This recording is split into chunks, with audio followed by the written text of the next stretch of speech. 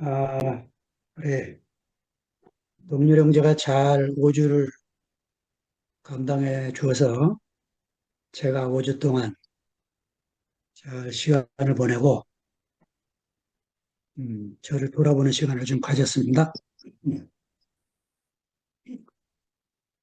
음, 저는 이제 이런 시간이 좀 필요하다고 생각하며 사는 사람이거든요. 그, 임승희 그 소설가이면서 시인인 이분이 쓴 그 시 하나가 있는데, 세상에서 가장 무서운 싸움이라는 시가 있어요. 그 시에 보면 이제 이렇게 시작합니다. 아침이면 눈 뜨는 세계가 있다. 아침에 눈 뜨면 당연의 세계가 있다. 그래서 마지막에 이렇게 말을 해요. 그와의 싸움임을 알았다. 물론의 모래가 콘크리트로 굳기 전에, 당연의 감옥이 온 세상 끝까지 먹어치우기 전에, 당연과 물론을 양손에 들고 아삭아삭 내가 먼저 뜯어먹었으면. 이분 시가 주로 이렇게 아주 치열하고 막 이런 느낌을 주는 시거든요. 삶을 이렇게 사신 분인지. 52년생인 거 보니까 아마 이제 우리 창세기 형님들, 오순택 님이나 이런 분들하고 동갑이라고 여기시는데, 그, 어떤 것도 당연한 게 아니구나. 어떤 것도 당연한 게 없구나. 이 생각을 저도 이제 하려고 노력하고 살고 있고, 저는 26살 때부터 이렇게 이제 말씀을 전하고 살다 오다 보니까, 자칫하면 제가 이제 이런 게 아주 당연한 일로 여겨질까 봐, 예, 제가 누구 앞에 이렇게 말씀을 한다는 일을 늘 이렇게 두려움으로 그 시작을 해야 되는 마음이라고 생각이 들어요. 더군다나 이제 우리 교회가 이런 상태에 있기 때문에 제가 더 그런 마음을 적정하게 됐고요. 여러분이 허락해 주셔서 5주 동안 잘 보내고 누가복음을 시작을 하게 됐는데, 준비하면서도 이제 똑같은 마음입니다. 야, 이게 제가 여러분에게 또 이런 말씀을 할 만한 사람이 되나 싶고 마지막까지 잘 감당할 수 있기를 바라는 마음으로 또 시작을 합니다. 오늘은 서론을 하려고 하는데요. 누가복음 1장 1절부터 4절까지와 사도행전 1장 1, 2절을 제가 읽겠습니다. 우리 중에 이루어진 사실에 대하여 처음부터 말씀의 목격자 되고 일꾼된 자들의 전하여 준 그대로 내력을 처설하고 하려고 붓을 든 사람이 많은지라. 그 모든 일을 근원부터 자세히 미루어 살핀 나도 데오빌로 각하에게 차례대로 써 보내는 것이 좋은 줄 알았노니 이는 각하로 그 배운 바의 확실함을 알게 하려 함이로라. 사도행전 1장 1, 2절만 읽겠습니다. 데오빌로여 내가 먼저 쓴 글에는 무릇 예수의 행하시며 가르치시기를 시작하신부터 그의 택하신 사도들에게 성령으로 명하시고 승천하신 날까지의 일을 기록하였노라. 사도행전 1장 1절 2절은 누가복음의 요약이네요, 보니까. 예, 그, 그러니까 누가는 자기 그 예수의 이야기에 대한 말씀을 준비하면서 예, 아주 방대한 두 권의 책을 생각을 하고 있었던 거죠. 하나는 예수님의 출생과 그분의 가르치시고 행하시고 그리고 죽으시고 승천하신 것까지의 이야기. 그게 이제 누가복음 이야기고 그 다음에 이제 사도행전은 예, 승천 이후에 사도들을 통해 나타난 교회 그리고 그 교회 안에 시작된 그 성령의 역사가 어떻게 로마에까지 복음이 전파되었나 하는 것을 기록을 해야 되겠다. 마음을 먹고 이 두 가지 기둥을 가지고 말씀을 준비해서 하나는 예수님의 생애와 또 하나는 교회의 역사를 예, 우리에게 보여주고 있습니다. 그 누가복음 본문에 우리가 전혀 알 수가 없는 데오빌로 각하라는 이 사람이 나오는데 누가복음과 사도행전은 이 사람에게 보내는 글로 그분에게 헌사하는 글로 시작이 되고 있습니다. 그러니까 이렇게 그 누가가 말하는 거죠.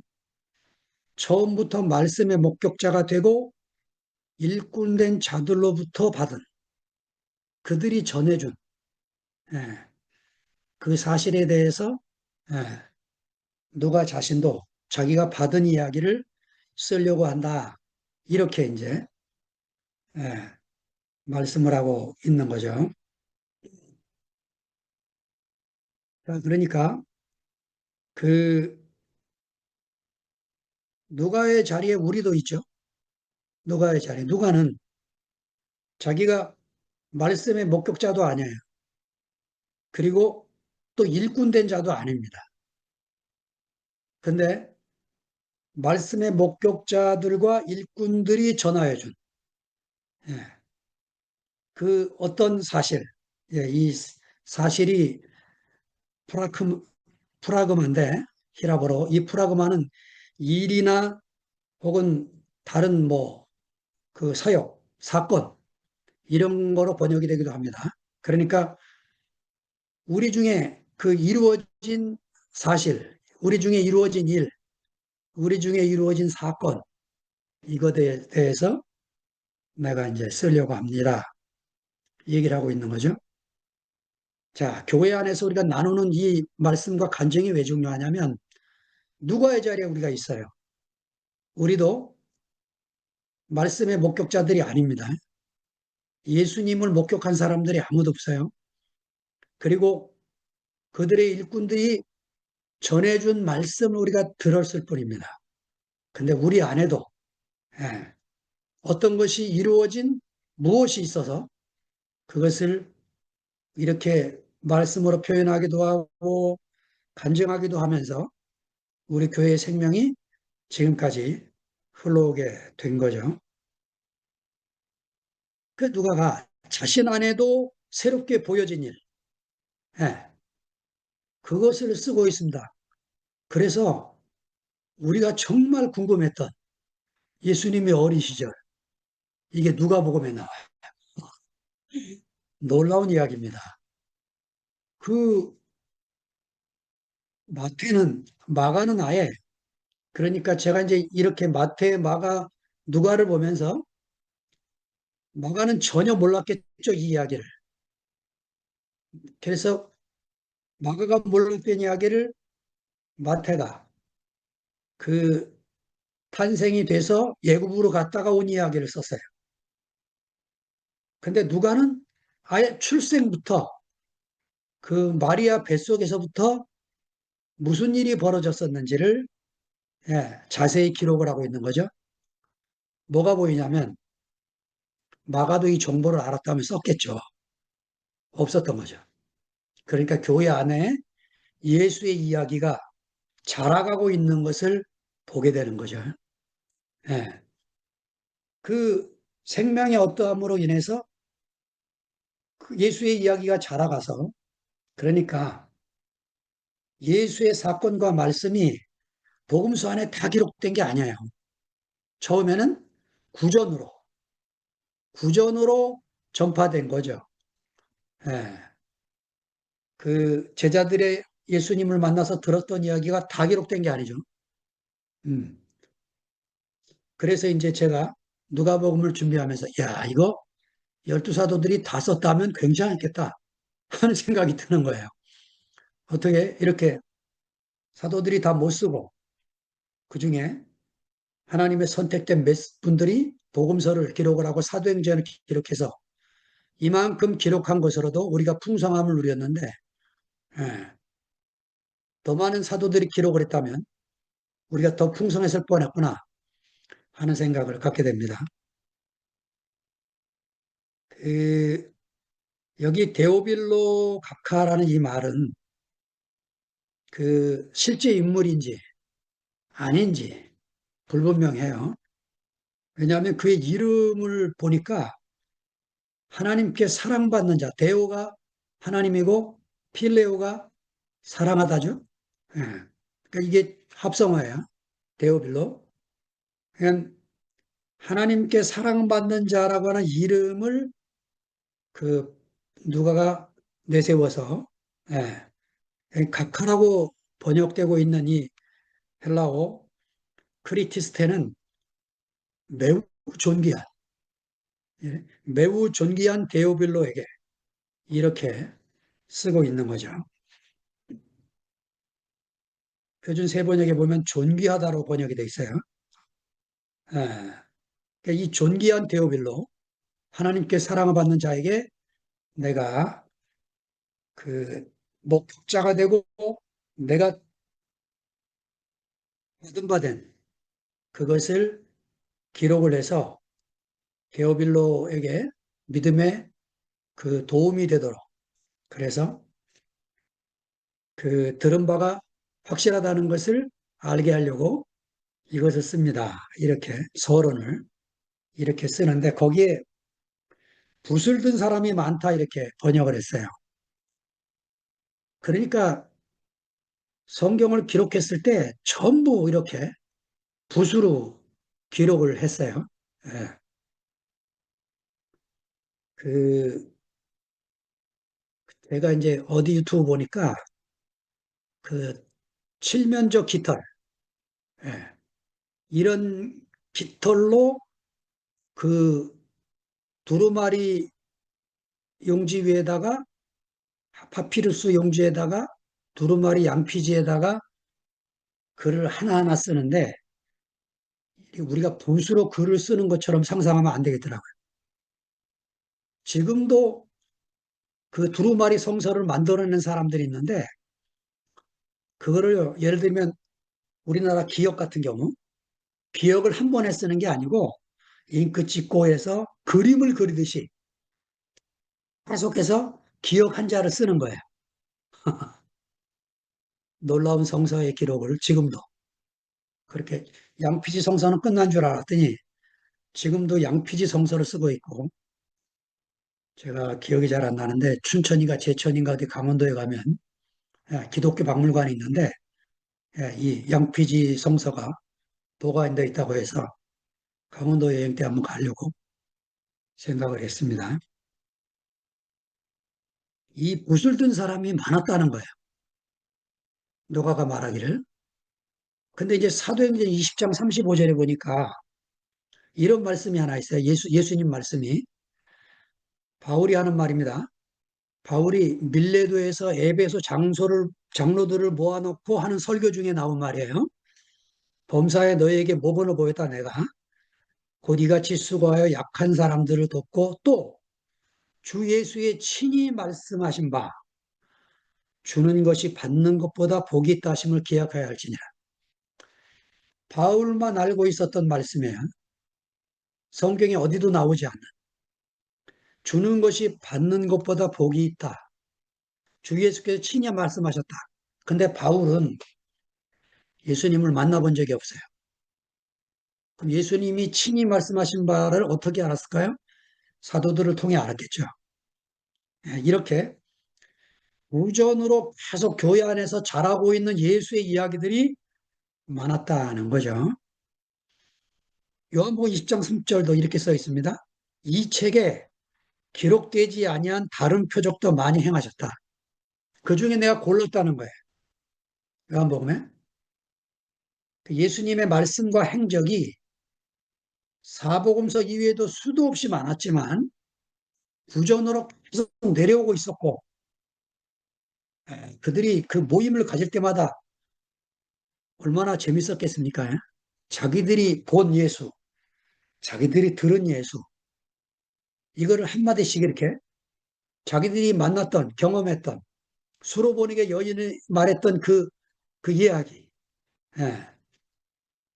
야이로 장로, 어? 회당장 하는 이야기. 얼마나 재밌고 신났겠어요? 예. 그래서 우리도 주무임 안에서 이렇게 형제자매들이 내놓는 이야기에 뭐 또 새로운 게 없나. 이러고 이제 귀담아 듣게 되는 거죠. 네. 아이고, 여러분 진짜 감사합니다. 그, 누가가 쓴 이것을 보니까, 예, 우리 정경에 들어오지 못한 도마복음서나 유다복음서나 베드로복음서나 여러분 제 도서관 가면은 어느 구석에 꽂혀 있을 테니까 외경이라는 걸 두드려 갖고 한번 찾아보시면 우리가 이렇게 형제들의 간증을 때문에 풍성한 교회 생활하듯이 성경에 못 들어온 외경과 위경 이런 것들을 읽어서 우리가 예수에 대한 그 생명의 확장 이런 것들을 노력할 수 있는 거죠. 자, 누가는 어떤 사람인가 보겠습니다. 첫 번째, 신약 성경 저자 중에서 유일한 이방인이에요. 그러니까 다 유태인들이었습니다. 성서 저자들은. 예수님의 제자들도 물론 예수님 자신도 다 유태인이었지만 이 누가는 헬라인이에요, 헬라인. 아, 그 학자들이 대부분 의견 모아지는 게 비시디의 안디옥에 살고 있었던 예, 의사가 아니었나. 이런 이야기를 이제 합니다. 그, 이 헬라 이름이 루시우스인데 그 루카스라고 하는 그 이름으로도 불려졌고 고등교육을 받는 의사인데 뭐 지금 같은 고등교육 수준은 아니고요. 그때 의학은 따로 독립되어 있는 게 아니고 철학의 한 부분이었습니다. 철학의 한 분과였기 때문에 그러나 하여튼 일반적인 수준의 교양을 뛰어넘는 이런 교육을 받은 사람으로서 예, 바울의 사역이 어떻게 가담이 됐어요. 아마 2차 전도여행쯤에 바울이 그 바나바와 그 마가와 갈라지게 되면서 따로 육지로 건너서 비시디아 안디옥을 지나면서 예, 그 만나지 않았을까 하는 생각이 듭니다. 그 골로새서 4장 14절에 보면 사랑받는 의원 누가라는 말이 나와요. 또 디모데후서 4장 11절에도 누가가 나오는데 그러니까 이 두 개의 편지는 바울이 감옥에 있을 때 감옥에서 편지를 보냈을 때 의사 누가 이름이 기록된 걸 보니까 바울의 전도 여행에 따라다녔고 감옥에 갇혔을 때 같이 있었고 그 지금 뭐 그 철창 감옥을 생각하면 안 되시고 구금 상태 그러니까 그 어느 지역을 벗어나면 안 되는 넓은 지역부터 우리 옛날 김영삼 대통령이 가택연금 당했던 집에 바깥을 못 나가게 하는 이런 상태. 바울이 이 두 가지 구금 상태를 당했어요. 어느 위수 지역을 벗어나면 안 되고 또 하나는 아예 가택연금. 사도행전 28장 마지막은 아마 가택연금 같은 상태였을 거라고 여겨집니다. 그, 이런 의사가 왜 그 바울의 사역에 자기 일생을 투신했는지 참 궁금한 사람입니다. 이 두 권에 누가가 쓴 책을 보면 확실히 그는 역사의식이 투철한 사람인 것이 보여집니다. 1장 3절에 보면 자기가 들은 이야기를 모든 근원부터 자세히 살폈다. 이런 표현이 나오고 또 그 누가복음서를 쭉 읽다 보면 1장 5절에 유대왕 헤롯 때 이렇게 시작을 할 때 그 시대의 상황에 그 인물이 누구였나. 이 신약 성경에 헤롯이라는 이름이 많이 나와서 헷갈리실 텐데 여기 나오는 헤롯은 헤롯 대왕 때입니다. 헤롯 대왕 때 2장 1절에 보면 이때 가이사 아구스도가 영을 내려 천하로 호족하라고 할 때, 그러면 시저 옥타비아누스 때 그 호족을 명했을 때 예수의 출생을 이야기하려고 하는 거죠. 그 다음에 그 3장 1절 디베로 가이사가 위에 있은 지 15년 때 이렇게 이건 시저 티베리우스죠. 티베리우스 황제.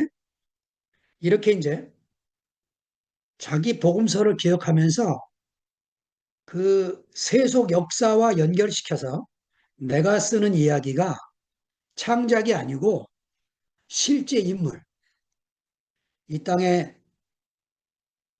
어미 뱃속에 태어나서 출생이 돼서 육신으로 살다가 어느 날 부름을 받고 하나님 나라의 사역을 시작한 이 사람을 내가 쓰려고 한다. 이렇게 확고한 이야기를 하고 있는 것입니다.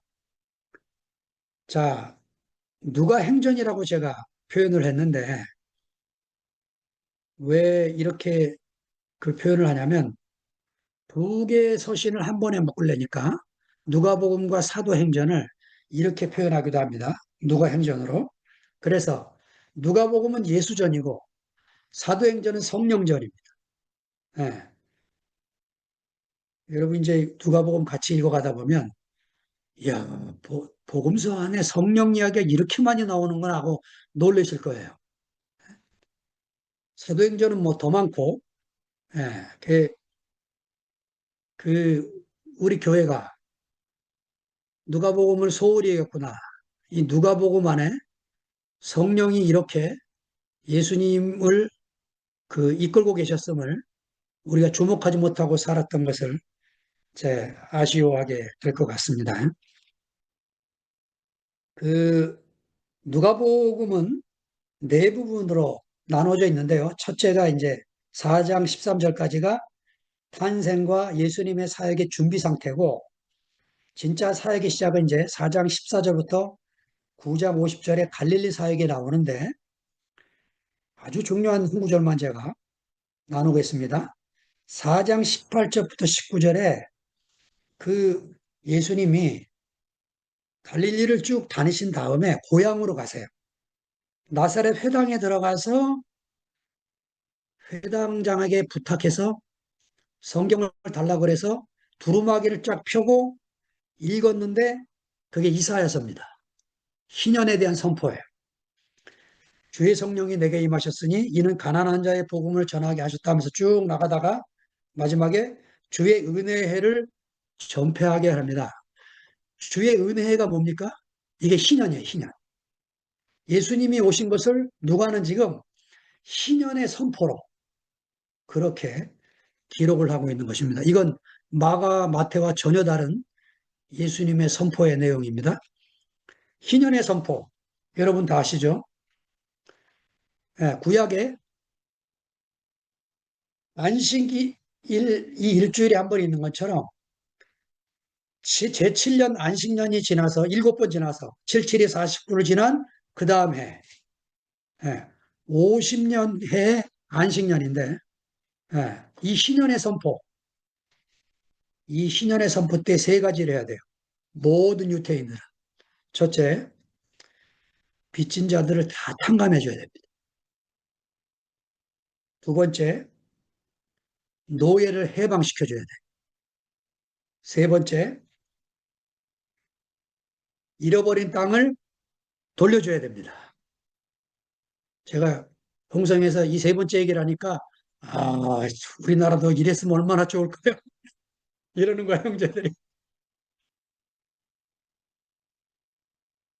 근데 여러분 제가 구약을 읽어봐도 이스라엘 나라에서 이 희년을 50년마다 지켰다는 흔적이 보이질 않습니다. 하나님의 말씀이 이렇게 놀라운 말씀이 왔음에도 불구하고 예, 부자들은 더 많은 땅을 갖기 위해서 가난한 자를 착취하기 때문에 아모스 같은, 미가서 같은, 이사야, 예레미야서 같은 이런 말씀이 나오게 된 거죠. 그냥 그 점점 부자는 더 부자가 되고 가난한 사람은 더 가난해지는 이 사회를 하나님이 해결하시려고 신년에 대한 약속을 주었지만, 예, 아무도 이 지구 역사에도, 세계사 안에 어떤 나라도 이런 제도를 실행하는 나라가 아무도 없다 이겁니다. 그러면 하나님이 괜히 주셨을까? 아니죠. 육신적으로는 이런 나라가 없지만 이런 나라가 한 군데 있어요. 하나님의 나라. 하나님의 나라, 우리가 그리스도 안에 들어오면 모든 빚이 탕감이 됩니다. 무슨 빚이요? 나에게 상처를 주었던 형제들, 또 내가 상처를 준 형제에게 빚이 다 탕감이 됩니다. 여러분에 들어오면 미안해요 소리 하기 전에 내가 다 탕감했다.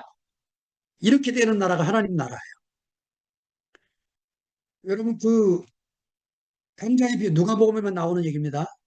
그 두 아들 잃어버린 두 아들의 비유.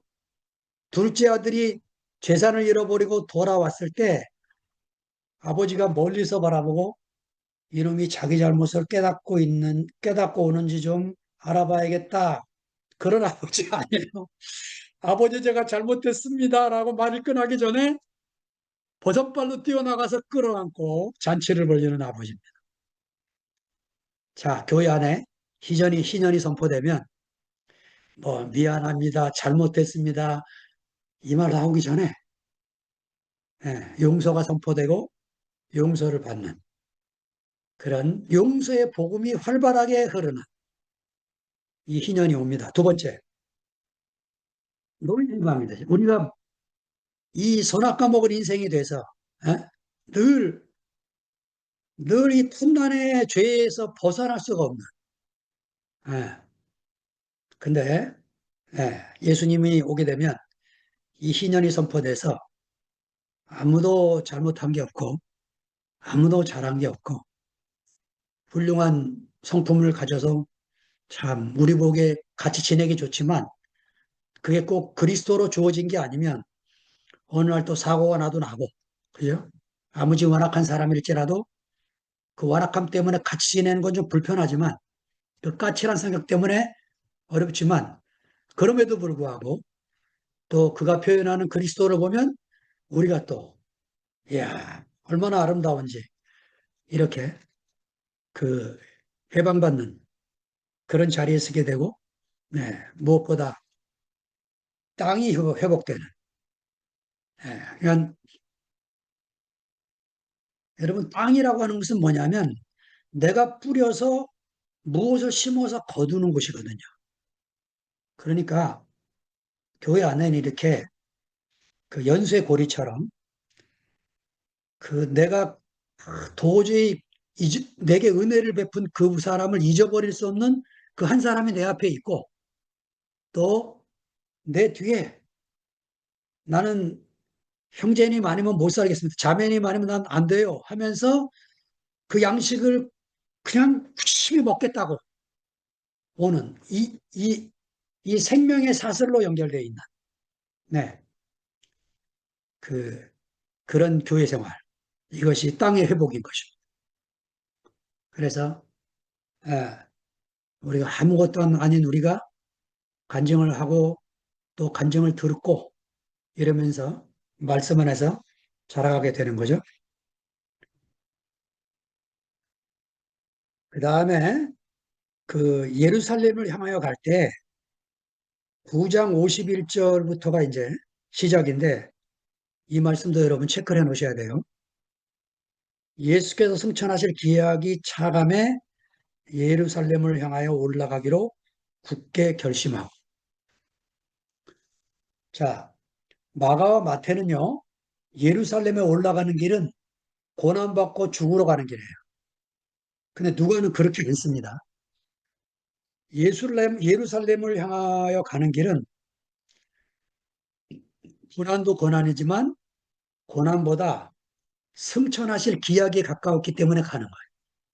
그러니까 누가복음만 승천의 복음이 있습니다. 승천의 복음. 그분은 하늘로 올리우셨다는 거죠. 예, 뭐 이번 나눌 때는 사도행전은 안 나누겠지만 똑같은 결심이 사도행전 19장 21절에 보면 바울이 똑같이 결심을 해요.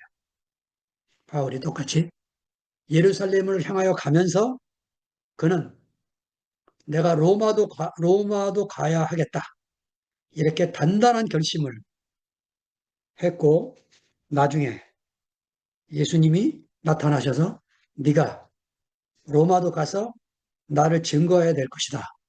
이렇게 확증을 해주는 장면이 사도행전에 나오게 됩니다. 23장 11절에 있어요. 자, 그 다음에 예루살렘에서 이제 예수님의 사역이 마치시는데 거기에 제가 중요한 구절 하나를 꼽으라면 22장 27절입니다. 22장 27절에 앉아서 먹는 자가 크냐 섬기는 자가 크냐 앉아서 먹는 자가 아니냐 그러나 나는 섬기는 자로 너희 중에 있느니라. 예. 그러니까 교회는 어떤 곳입니까? 섬기기 위해서 있는 사람들이에요. 예.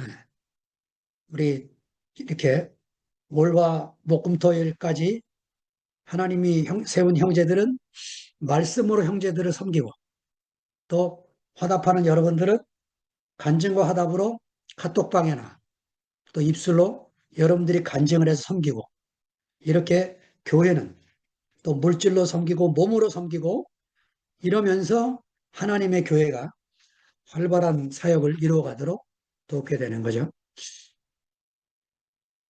사도행전도 간략하게 보면 서문이 5절까지 있고 6절부터 7장까지 예루살렘에서 이 교회가 시작이 돼서 퍼져나가기 시작합니다. 팔레스타인 땅에서 계속 퍼지다가 네, 13장부터 바울의 선교 여행이 시작이 되면서 이방인에게 선교가 시작이 돼요. 자, 그러니까 1, 2, 3번 제가 적어드린 12장 25절까지 핵심 인물이 베드로예요. 베드로. 그래 베드로 중심 사역이 기록이 되고 12장까지 그 다음에 13장부터 마지막 28장까지가 바울이 중심이 된 사역으로 사도행전은 이렇게 둘로 나눠질 수가 있습니다. 12장과 13장부터 나눠지게 되고 예, 그 1차, 2차, 3차 바울의 마지막 로마행을 4차라고 본다면 4차 사역 중에서 제가 이제 1차에서 제일 중요한 말씀 하나를 뽑으라면 14장 22절로 제가 하나 뽑아서 말씀을 드리고 싶습니다. 우리가 하나님의 나라에 들어가려면 많은 환난을 겪어야 할 것이다. 이게 언제 말하냐면요. 바울이 우르스드라에서 안진뱅이를 고친 다음에 폭도들이 달려와서 바울을 초죽음을 시켜요. 바울이 쭉 뻗습니다. 형제들이 놀래갖고 어떻게 할 줄을 모르고 삥 둘러 있는데 바울이 툴툴 털고 일어나서 하는 말이에요. 야, 이거 뭐 당연한 거다. 하나님 나라에 그냥 들어가 사는 거냐 우리가? 환난을 겪으면서 하는 거지? 이 얘기를 한 거야. 그러니까 오늘 모인 여러분들 저는 여러분 한 분 한 분이 그냥 우리 교회 오신 분이 아니라고 여겨지는 거죠. 왜냐? 우리가 다 고난 속에 있었기 때문에 이 교회를 만났어요. 우리 인생이 편안하고 잘 흘러갔으면 그냥 종교 생활에서 머물러서 아이고 뭐 인생 별거 있나 이렇게 살다 가는 거지 하면서 일주일에 한 번 종교 행사하고 끝나는 그런 교회에서 교양 있게 신앙생활 할 뻔했어요. 그런데 인생에 굴곡이 지고 혼란이 오고 고통이 오고 이러면서 이상하게 어떤 말씀에 잡혔는데 떠날래야 떠날 수 없는 교회를 만나게 된 거죠. 이렇게 막 흩어지는데도 우리는 도저히 흩어지지가 않아서 남아있는 형제들로 우리가 살게 된 거죠. 자, 2차 전도 여행에서는 16장 7절을 제가 하나 골랐습니다. 바울이 무시아 앞에 이르러 비두니아로 가고자 했으되 예수의 영이 허락지 아니하는지라. 바울은 비시디아 그 안디옥을 지나서 아시아로 가려고 했어요. 그러니까 이런 거죠. 그, 그 얼마는 동쪽으로 갔고 바울은 서쪽으로 갔어요. 이래서 한 바퀴 돌아서 복음이 우리에게 오는 바람에 우리가 이렇게 은혜와 축복을 받게 된 거죠. 예. 그래서 바울이 어찌할 줄을 모르고 있을 때 드로아에서 환상을 보고 우리를 도와달라고 하는 그 환상을 보고, 아, 주님이 그 유럽으로 가라고 하는 거구나 하고 배를 타고 비로소 예, 동쪽에 있던 바울이 서쪽으로 건너가게 되는 사건이 1차 선교행 시간에, 2차 선교행이죠. 2차 선교행 시간에 벌어집니다. 자, 3차에는 19장 21절, 아까 그 제가 읽어드렸던 그 부분이죠. 에베소에서 바울이 큰 성공을 거둔 후에 이방 교회들에게 헌금을 모금을 해서 예루살렘 교회에 전달하기 위해서 가면서 내가 로마도 가야겠다. 이렇게 마음을 먹습니다. 그리고는 이제 로마서를 읽어보니까 바울이 예루살렘을 가면서 고민이 생겨요. 고민이. 무슨 고민이 생기냐면 갈라디아서를 읽어보고 로마서를 읽어보면 다른 게 있는데 갈라디아서는 보니까 갈라디아 교회가 주로 이방인들로만 이루어진 교회예요. 그래서 철저하게 율법을 지키면 안 되고 할례를 받으면 안 되고 갈라치게 합니다. 그런데 로마서를 읽어보면 로마서는 율법은 그렇게 갈라치는 것으로 표현하지 않습니다. 왜냐? 로마에 있는 교회는 이방인들도 있지만 유대인 중에서 기독교로 개종한 사람들이 있거든요. 그러니까 이 사람들에게 편지하면서 율법은 예수님은 율법의 마침표, 완성을 하기 위해서 왔다. 이 얘기를 하고 있는 거예요. 그러면서 이제 15장쯤에 보면 이제 무슨 얘기가 나오냐면 바울이 내가 이 헌금을 예루살렘 교회 전해질 때 예루살렘 교회 전부 유대인들로밖에 안 돼 있거든요. 바울은 유대인을 위한 사역을 하는 게 아니고 이방인을 위한 사역을 하는 거죠. 그러니까 내가 이 헌금을 전하고 유대 크리스찬인 이 예루살렘 교회 형제들이 과연 로마 교회 형제들을 위해서 모금을 해줄 수 있을까 하는 두려움 속에 가고 있었다는 거죠. 예. 그냥 이런 배경 하에서 바울이 지금 이방인 사도로 유일하게 자기 혼자 한 거예요. 자기 혼자. 그래서 유대 사도들에게서 늘 눈치를 보고 살아야 되는 아주 어려움 속에 살았습니다. 바울이. 예. 그런 속에서 이방인 사역을 하는 이 바울의 외로움이 사도행전과 여러분들이 로마서나 이런 다른 서신들을 읽어보면 바울의 편지 안에 담겨져 있습니다. 그래서 이제 제가 마지막으로 이제 한 가지만 말씀을 드리면 사도행전은 이제 앞으로 다뤄지지 않을 테니까 사도행전 안에 우리라는 단락이 세 군데가 있어요. 우리. 그 여러분 보통 서신을 쓸 때 자기를 안 씁니다. 이름이 없어요. 그래서 그 바울 서신 이외에는 누가도 사도행전을 쓰면서 자기 이름이 없어요. 근데 누가가 쓰고 있구나를 잠시할 수 있는 장면들이 나오는데 우리 단락입니다. 우리가, 우리를, 우리 이야기가 나와요. 자, 66장 10절부터 16절에 보면, 아, 누가가 입에 탔구나. 저기, 바울의 팀에 합류했구나. 그러니까 처음부터 바울을 따라다닌 게 아니고 말씀드린 것처럼 2차 전도 여행 때 그 누가를 만나게 됐고 그때 합류를 시작을 해서 늘 따라다닌 게 아니고 16장 10절부터 16절이 지나간 다음에 20장 5절부터 또 우리가 나와요.